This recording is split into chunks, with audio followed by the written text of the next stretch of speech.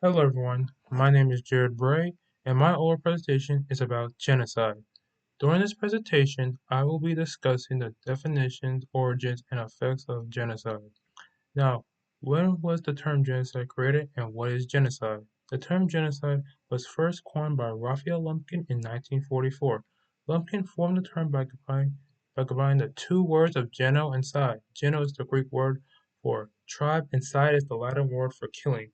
Now, what is the definition of genocide? Well, according to Article 2 of the Convention on the Prevention and Punishment of Crime of Genocide, there are five definitions of genocide. First, the killing of members of the group. Second is causing serious bodily or mental harm to members of the group. Third is deliberately inflicting on the group conditions of life calculated to bring about its physical destruction in whole or in part. The fourth is opposing measures intended to prevent birth within the group. And the last one is forcibly transferring children of the group to another group.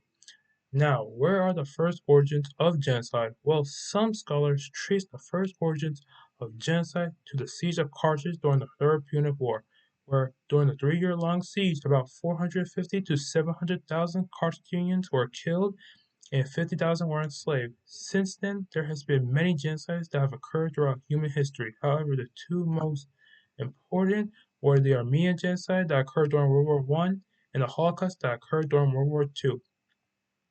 As first, the Armenian Genocide occurred during the years from 1915 to 1917. It was carried out by the Young Turks on the Armenian population in the Ottoman Empire.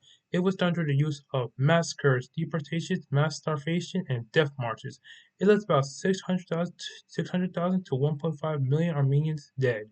However, this pales in comparison to the Holocaust, which is the most known and single largest genocide in human history. From 1933 to 1945, Nazi Germany, led by Adolf Hitler, carried out many attacks on the Jews of Europe. However, Jews were not the only target of the Nazis, as there were other targets like gypsies, homosexuals, and Jehovah's Witnesses.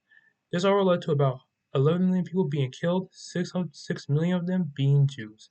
Now, what was the aftermath of these two genocides? Well, before World War II, the word genocide did not exist. However, due to the atrocities that were inflicted on the Jewish people of Europe and the Armenian people of the Ottoman Empire during the Armenian Genocide and the Holocaust, it led to Raphael Lemkin to first come up with the term genocide later in 1944.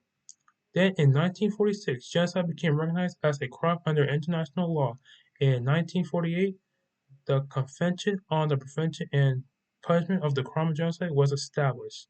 And finally, in 1988, the International Crime Court, or ICC, was established to prosecute genocide. Now, how does genocide relate to human rights and justice? The Genocide Convention and genocide being recognized by international law is not only important to human rights, but also justice, as it prevents any human rights violations caused by genocide, like what the Nazis did during the Holocaust, and prevents the injustice of genocide from happening without any repercussions. Now, thank you for listening to my presentation.